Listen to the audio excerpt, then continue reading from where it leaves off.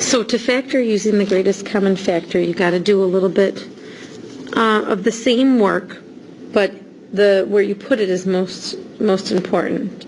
What you're trying to do is you're trying to get a greatest common factor out and put it in front of your two factors here. So a plus sign will still remain in between them. You're trying to take out something that they have in common and take it out and put it in front. So the first step is always to factor those numbers.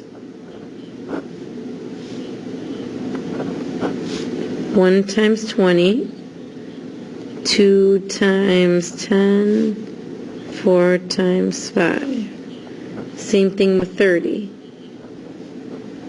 2 times 15, 3 times 10, 5 times 6. Look through and see what's your GCF.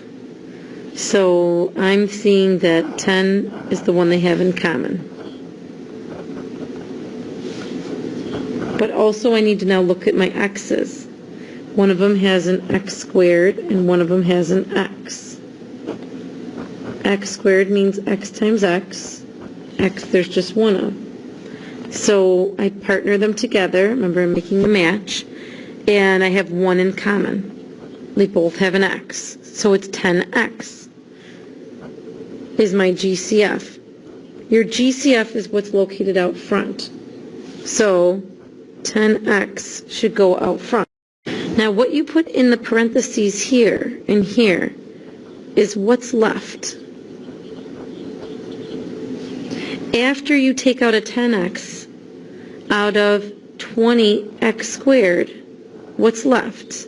When I say take it out, I mean divide it out. 20 divided by 10 is 2. You had x squared, you're taking out an x. You're left with an x. Think of it over here for the 30x. You're taking out a 10x. So you're dividing out a 10. 30 divided by 10 is 3. You're also taking out the x. So there's no x next to the 3. It's by itself.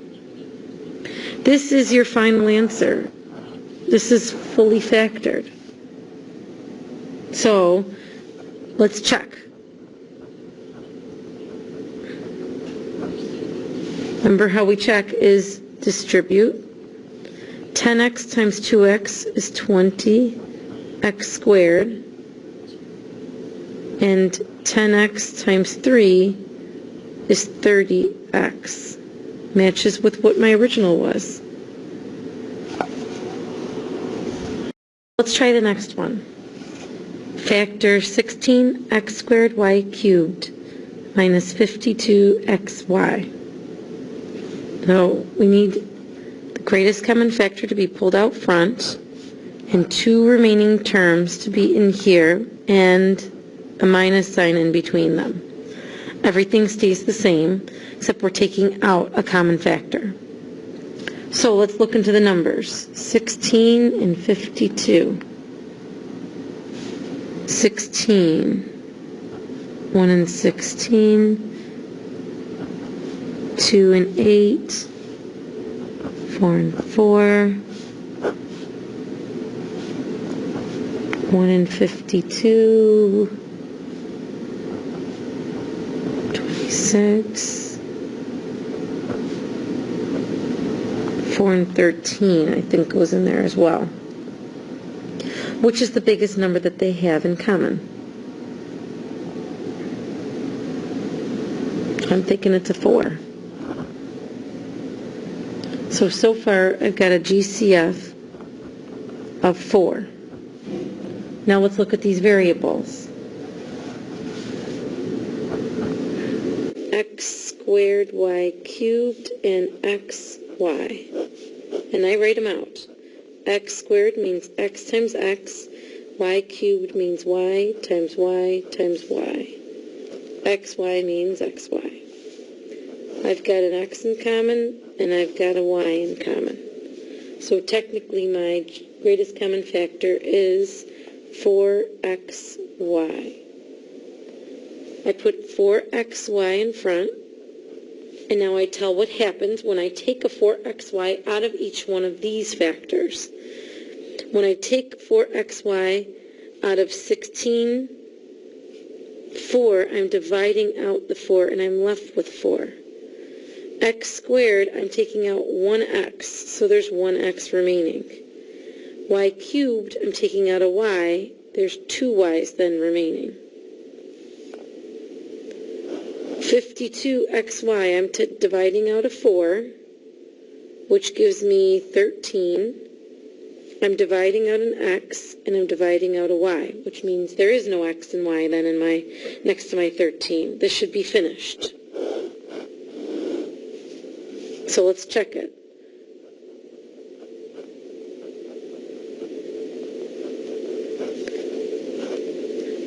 Distribute. 4 times 4 is 16. X times x is x squared. Y times y squared is y cubed. 4 times negative 13 is negative 52. X and the y come with it because they don't have anything to multiply against. This is exactly what I started with. Now, if you look next to this, it's kind of easy to see where I'm getting this 4 from and where I'm getting this 13 from, because basically I have these pairs that I decided I was going to use because 4 is part of each one of those. That's my greatest common factor. So when I divide out a 4, I'm going to be left with a 4 out of 16. When I divide out a 4 out of 52, I'm going to be left with 13.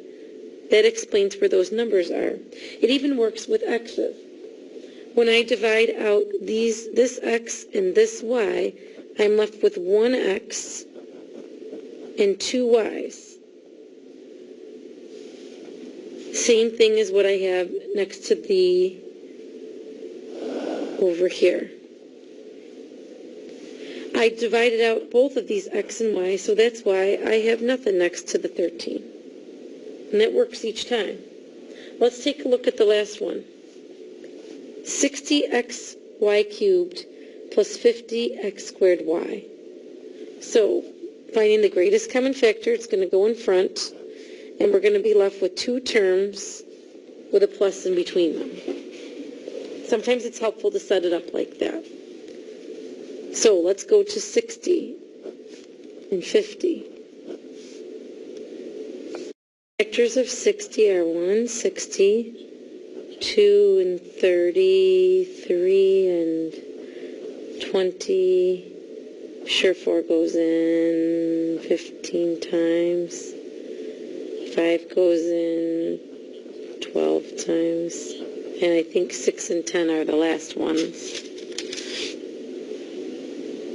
50 only has a few. 150 and 2 and 25, 5 and 5. Nope. 5 and 10. Make 50.